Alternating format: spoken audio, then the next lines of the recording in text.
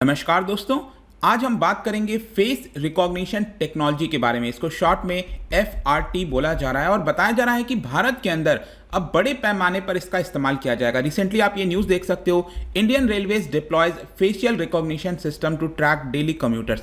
तो यहाँ पर हम समझने की कोशिश करेंगे कि कौन कौन सी एजेंसीज के द्वारा इसका इस्तेमाल किया जा रहा है, क्यों किया जा रहा है, क्या कारण बोला गया है और इन सभी चीज़ों को लेकर कंसर्न क्या है। काफ़ी कुछ जानने को है, चलिए आगे बढ़ते हैं। लेकिन उसके पहले अगर आप यूपीएससी की तैयारी कर रहे हैं या फिर किसी भी एग्जाम की प्रिपरेशन कर रहे हैं, सिंपली डाउनलोड आवर ऐप या फिर studyIQ.com पर जाइए। जितनी भी जानकारी है आपको कोर्सेज के बारे में वहाँ पर मिल जाएगी और बहुत कम दाम पर आप हमारे कोर्सेज को अवेल कर सकते हैं। चलिए देखते हैं एग्जैक्टली यहाँ पर हम इसकी डिस्कशन क्यों कर रहे हैं। क्योंकि बताया गया है रिसेंटली कि भारत के अंदर जो अलग अलग एजेंसीज हैं उसके साथ साथ जैसे बिजिएस्ट एयरपोर्ट हो गया देश के अंदर, ट्रेन स्टेशन हो गए, वहां पर फेशियल रिकॉग्निशन टेक्नोलॉजी सॉफ्टवेयर का इस्तेमाल किया जाएगा। मैं आपको आगे बताऊंगा इसके बारे में ये एग्जैक्टली वर्क कैसे करता है। लेकिन इसके तहत बताया जा रहा है कि क्लोज्ड सर्किट कैमरास जो हैं वो अलग अलग जगह पर इंस्टॉल किए जा रहे हैं अलग अलग स्टेट एजेंसीज के द्वारा, ताकि रियल टाइम बेसिस पर लोगों को आइडेंटिफाई किया जा सके। सपोज आप किसी रेलवे स्टेशन के अंदर एंटर कर रहे हैं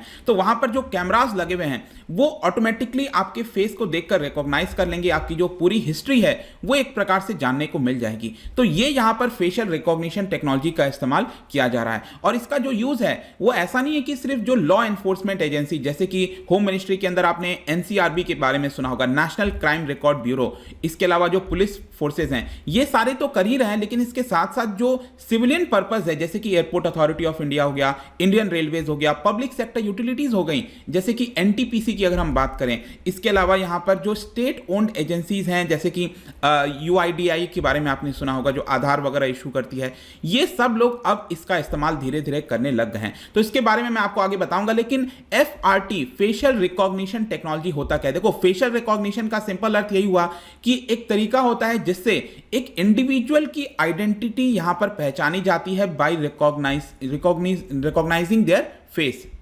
अब फेस को किस प्रकार से रिकॉग्नाइज किया जाएगा? एक प्रकार का सिस्टम होगा। तो जो सिस्टम का इस्तेमाल किया जाता है, जो सॉफ्टवेयर का इस्तेमाल किया जाता है, उसी को हम कहते हैं फेशियल रिकॉग्निशन सिस्टम, जहां पर फोटोज के माध्यम से, वीडियोस के माध्यम से रियल टाइम बेसिस पर आपकी पूरी जो हिस्ट्री है वो सामने आ जाएगी। ये एक प्रकार का आप कह सकते हो बायोमेट्रिक सिक्योरिटी होता है। बायोमेट्रिक, आप जैसे कि आधार बनवाने जाते हैं तो आपका जो थंब प्रिंट है, ठीक है, वो भी एक प्रकार का बायोमेट्रिक है। जब आईज के रेटिना को स्कैन किया जाता है वो भी तो बायोमेट्रिक है, राइट? तो ये उसी प्रकार का बायोमेट्रिक का ही पार्ट है। लेकिन इसमें एक चीज आपको ध्यान रखने वाली है, कई लोग शायद सोच रहे होंगे कि जो 3D इमेज होता है उसके माध्यम से ज्यादातर इसको पहचाना जाता है, लेकिन मैं आपको बता दूं विश्व के ज्यादातर फेशियल रिकॉग्निशन टेक्नोलॉजी में 2D इमेज का इस्तेमाल किया जाता है। जो नॉर्मल फोटो होती है ना, 2D इमेज का इस्तेमाल किया जाता है रादर देन 3D, क्योंकि 2D इमेज को आइडेंटिफाई करना, उसको तुरंत मैच करना काफी आसान होता है रादर देन 3D में। तो यहां पर बेसिकली क्या होता है, जो सॉफ्टवेयर होता है, जो इंस्टॉल होता है, वो फोटोज को, वीडियोज को देखकर यहां पर उसकी पूरी एक प्रकार से ना जो फेस का एक ज्योमेट्री है वो यहां पर बना देता है। जैसे कि फॉर एग्जाम्पल जो आपके दोनों आईज हैं उसके बीच में डिस्टेंस कितना है, जो आई का सॉकेट है उसका डेप्थ कितना है, इसके अलावा फोरहेड से चिन के बीच में जो फेस में यहां पर डिस्टेंस कितना है, इसके अलावा यहां पर जो चीक बोन्स हो गया उसका शेप कैसा है, लिप्स, ईयर्स, चिन, इसके अलग अलग फीचर्स क्या हैं। तो ये सारी चीजों को एक प्रकार से क्या होता है ना, जो फेशियल लैंडमार्क होते हैं वो आपके हर एक पर्सन का थोड़ा डिफरेंट देखने को मिलेगा। जैसे कि थंबनेल होता है, वो भी हर पर्सन का थंब प्रिंट आपने देखा होगा कि काफी अलग होता है, राइट? उसी प्रकार से इसमें क्या होता है, जो हमारा एनालॉग इंफॉर्मेशन है, जो फेस वाला इंफॉर्मेशन है, उसको डिजिटल इंफॉर्मेशन में कन्वर्ट कर देता है, डेटा में कन्वर्ट कर देता है। एक प्रकार से आप सिंपल भाषा में समझिए तो एक मैथमेटिकल फॉर्मूला बना देता है जिसको हम कहते हैं फेस प्रिंट। और एक बार आपके फेस का मैथमेटिकल फॉर्मूला बन गया, फिर उसको कहीं पर भी अगर हम उसको पुट करेंगे और चेक करने की कोशिश करेंगे कि क्या ये इस फेस के साथ ये फॉर्मूला मैच हो रहा है, तो यहां पर अगर वो मैच होगा मतलब वो सेम पर्सन है। तो इसी सारी चीज के आधार पर यहां पर फेशियल रिकॉग्निशन जो टेक्नोलॉजी है वो वर्क करता है। आई होप कि इसके बारे में आपको समझ में आ गया होगा। अब हम देखते हैं कि यहां पर भारत में यहां पर जो सरकार है, जो एजेंसीज हैं, वो किससे ये टेक्नोलॉजी को खरीद रही हैं। तो देखिए यहां पर डोमेस्टिक फर्म और ग्लोबल कंपनीज दोनों देखने को मिलेगा, मैं आपको आगे बताऊंगा। लेकिन यहां पर एक ध्यान देने वाली चीज है कि इसका ऑब्जेक्टिव बहुत सारा है। ज़्यादातर लोग यही सोचेंगे शायद क्रिमिनल्स वगैरह को पकड़ने के लिए, तो क्रिमिनल को देखने के लिए तो है ही है, लेकिन इसके अलावा रेलवे स्टेशन पर जो लॉ एनफोर्समेंट एजेंसीज हैं वो इसका इस्तेमाल करेंगी, जो चेक इन किया जाता है एयरपोर्ट पर, इसके अलावा जो कंपनीज हैं वो अटेंडेंस को लेने के लिए, अपने एम्प्लॉयज़ को लेने के लिए उसका भी इस्तेमाल कर सकते हैं। स्टूडेंट के द्वारा भी इसका इस्तेमाल किया जाएगा। मैं आपको आगे बताऊंगा कि सीबीएसई वगैरह कैसे इस्तेमाल करी है, लेकिन सबसे पहले अगर हम रेलवे स्टेशन की बात करें तो ऑलरेडी बताया गया है कि ये इंस्टॉल किया जा चुका है। स्पेशली यहां पर जो वेस्टर्न रेलवे है वो गुजरात और महाराष्ट्र के अंदर जो काफी भीड़ भाड़ वाले रेलवे स्टेशन होते हैं वहां पर इसको कमीशन कर चुका है। 470 वीडियोस कैमरास ऑलरेडी बताया गया है कि रशिया की एक फर्म है, कंपनी है जिसका नाम है एन टेक लैब, और ये एन टेक लैब को सर्टिफाई किया जा चुका है research design and standard organisation.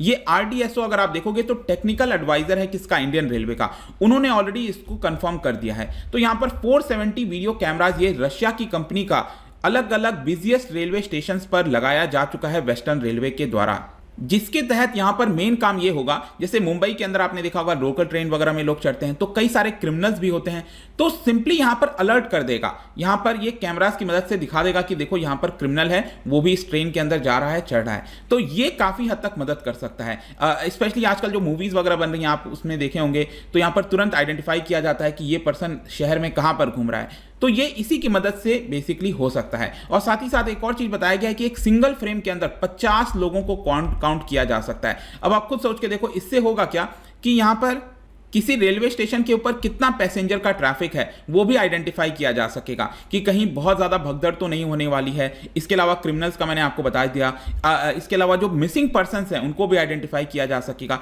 ये सारे बेनिफिट्स यहां पर बताए गए हैं। इसके अलावा अगर हम एयरपोर्ट की बात करें तो बताया जा रहा है कि ऑलरेडी प्रोसेस में चल रहा है इसको एयरपोर्ट पे भी डिप्लॉय करने के लिए, जैसे कोलकाता, वाराणसी, पुणे, विजयवाड़ा, बेंगलुरु और हैदराबाद, वहां पर एक ट्रायल बेसिस किया जा रहा है मिनिस्ट्री ऑफ सिविल एविएशन के द्वारा। आपको पता है इसके अंदर एक इनिशिएटिव लाया गया है उनके द्वारा, डीजी यात्रा इनिशिएटिव। इसमें क्या होगा कि यहां पर विदाउट टचिंग आप सिंपली एयरपोर्ट के अंदर आप चलते जाओगे एक बार आपके फेस के रिकॉग्निशन के तहत।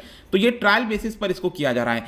4 जो एयरपोर्ट्स हैं, कोलकाता, वाराणसी, पुणे, विजयवाड़ा, वहां पर चाइनीज एक कंपनी है NEC, उनको बोला गया है कि आप इस तरह की जो फेशियल रिकॉग्निशन टेक्नोलॉजी है वो आप इंस्टॉल कर दीजिए और इस साल के एंड तक इसको जो है स्टार्ट कर दिया जाएगा। इसके अलावा अगर हम लॉ एनफोर्समेंट एजेंसीज की बात करें, मैंने आपको बताया था NCRB के बारे में, नेशनल क्राइम रिकॉर्ड ब्यूरो, इनका मेन काम ये होता है कि देश भर में जो भी स्टैटिस्टिक्स हैं, डेटाबेस है, उसको मेंटेन करना क्राइम से रिलेटेड। तो यहां पर क्रिमिनल्स को अच्छे से आइडेंटिफाई करने के लिए, डेड बॉडीज को आइडेंटिफाई करने के लिए, चिल्ड्रन और पर्सन्स को जो गायब हो गए हैं बच्चे, उनको आइडेंटिफाई करने के लिए, वो यहाँ पर NCRB के द्वारा इसका इस्तेमाल किया जा रहा है। और यहाँ पर जो होम मिनिस्ट्री है उन्होंने ये कहा है कि ये वाली जो जितनी भी चीज़ें हैं वो सिर्फ NCRB के द्वारा इस्तेमाल की जाएंगी। लेकिन मैं आपको बता दूं, रिसेंटली जो खबर आई थी उसमें बताया गया कि दिल्ली पुलिस ने 2018 से मार्च के महीने से यहाँ पर ये वाला जो सिस्टम है उसको एक्वायर कर लिया था, ताकि जो गायब हुए बच्चे होते हैं, बच्चियां होती हैं, उनके फोटोज को यहाँ पर मैच किया जा सके। तो ऑल्दो सरकार भले ही यहाँ पर दिखाती है कि शायद हम सिर्फ इसी के लिए इस्तेमाल कर रहे हैं, लेकिन और भी एजेंसीज के द्वारा इसका इस्तेमाल किया जा रहा है। और स्पेशली यहाँ पर कंसर्न ये भी हो जाता है कि आपने देखा होगा कई बार लोग प्रोटेस्ट करने जाते हैं, चाहे जंतर मंतर हो, कई बार प्रोटेस्ट करने जाते हैं, तो वहां पर ये फेशियल रिकॉग्निशन टेक्नोलॉजी की मदद से वो लोग आइडेंटिफाई कर लेते हैं कि ये पर्सन कौन है, ये पिछली बार प्रोटेस्ट में आया था कि नहीं आया था। तो ये सारी चीजें भी लॉ एनफोर्समेंट एजेंसीज के द्वारा की जा रही हैं। और दिल्ली पुलिस ने ये जो एक्वायर किया है ये टेक्नोलॉजी, वो बेसिकली दिल्ली की ही एक फर्म है जिसका नाम है एनेफूड लैब, उनसे ये टेक्नोलॉजी को एक्वायर किया गया है। एक और मैं आपको इस इंटरेस्टिंग चीज बताता हूं, NTPC limited, national thermal power corporation, उन्होंने भी इसका इंप्लीमेंटेशन किया है और इसके तहत यहां पर जो एम्प्लॉइज का अटेंडेंस है वो इसके माध्यम से लिया जा रहा है। लेकिन इसको लेकर भी एक कंसर्न यह है कि जो NTPC है वो अपने एम्प्लॉइज के कंसेंट को नहीं ले रही है। NTPC ने कहा है कि हमें एम्प्लॉइज को कंसेंट लेने की आवश्यकता नहीं है, हमने इसको सिंपली यहां पर जो है अप्लाई कर दिया है। और इन्हीं सारी चीजों की वजह से आखिरी में हम आते हैं कंसर्न्स को लेकर कि इसको लेकर कंसर्न क्या है। यहां पर बेनिफिट वगैरह मैंने आपको बता दिया, तो कई सारे जो एक्सपर्ट्स हैं, सिविल सोसाइटी के लोग हैं, उनके द्वारा रेड फ्लैग किया गया है कई सारे इश्यूज बताए गए हैं इस पूरे चीज को लेकर। क्या है, जैसे कि सबसे पहले तो हमारे देश के अंदर एक डेटा प्रोटेक्शन लॉ होना चाहिए। जैसे कि आप देख रहे हो कि फेशियल रिकॉग्निशन टेक्नोलॉजी के माध्यम से बहुत सारा डेटा जनरेट हो रहा है, वो डेटा कहीं गलत हाथों पर ना पड़ जाए।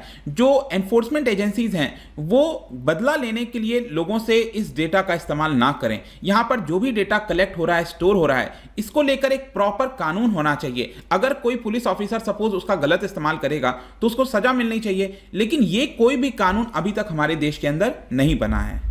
और इसको लेकर कंसर्न इसलिए भी ज्यादा बढ़ जाता है क्योंकि और भी कई सारी एजेंसीज हो गई, जैसे यूआईडीआई जो मैं आपको आधार का बता रहा था, वो भी इसका इस्तेमाल कर रही है। अब धीरे धीरे बताया गया है जो सीबीएसई है वो क्या कर रहा है, एक डिजिटल मार्कशीट स्टूडेंट्स को इशू करने के लिए वो इसका इस्तेमाल कर रहा है फेस को मैच करने के लिए। तो अब आप खुद सोच के देखो, अगर सीबीएसई का जो डेटा है वो क्रिमिनल्स के हाथों पड़ गया, सही से उसको स्टोर किया गया है कि नहीं, तो यहां पर एक काफी बड़ा प्रॉब्लम क्रिएट हो सकता है। इसके अलावा भी अगर आप देखेंगे, अभी तक हमारे देश के अंदर फेशियल रिकॉग्निशन टेक्नोलॉजी, क्योंकि कोई छोटी टेक्नोलॉजी ये नहीं है, काफी बड़ा है, तो इसको लेकर एक स्पेसिफिक कानून होना चाहिए। मतलब डेटा को लेकर तो होना ही चाहिए जो ओवरऑल सारी चीजों को गवर्न करे, लेकिन स्पेसिफिकली यहां पर फेशियल रिकॉग्निशन टेक्नोलॉजी, इससे रिलेटेड कोई भी कानून नहीं है। सिर्फ जो इंफॉर्मेशन टेक्नोलॉजी एक्ट है 2000 का, उसी को लेकर यहां पर सारी चीजें कही जाती हैं। तो प्रोटेक्शन, डेटा प्रोटेक्शन हो गया, एफआरटी का कानून हो गया, ये सारी चीजें नहीं है। प्लस यहां पर जिन लोगों, अब सपोज स्ट्रीट पर ये कैमरा लगा दिया गया तो वहां पर भी लोगों से कंसर्न नहीं लिया गया है।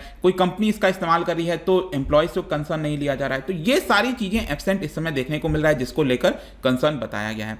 तो आई होप कि इस पूरे वीडियो के माध्यम से जो प्रेजेंट में सिचुएशन है फेशियल रिकॉग्निशन टेक्नोलॉजी का, वो आपको समझ में आ गया होगा। जाने से पहले एक बहुत इंटरेस्टिंग क्वेश्चन आपके लिए, क्या बता सकते हो, जैसे हमने डेटा की बात की, तो इन चार में से कौन से डेटा को आप कह सकते हो which is a sensitive personal data? ठीक है, सेंसिटिव पर्सनल डेटा, इनमें से कौन सा आप कहोगे? इसका जो राइट आंसर है आपको पता ही है, मेरे इंस्टाग्राम पर तो मिलेगा ही, वहां पर अगर आप नहीं हो कोई बात नहीं, टेलीग्राम से भी ले सकते हैं इसका सही उत्तर। मैं कई सारे एमसीक्यूज यहां पर डालता रहता हूं स्टोरीज के फॉर्म में, आप जाकर प्ले कर सकते हो। बाकी अगर आपको पीडीएफ चाहिए तो टेलीग्राम पर आइए, अलग अलग सोशल मीडिया पर भी आप जुड़ सकते हैं। साथ ही साथ अगर आप यूपीएससी की तैयारी कर रहे हैं, किसी भी एग्जाम की प्रिपरेशन कर रहे हैं, simply download our app. I hope कि ये वीडियो आपको पसंद आया होगा। मिलता हूं आपसे next time, till then thank you very much, see you soon.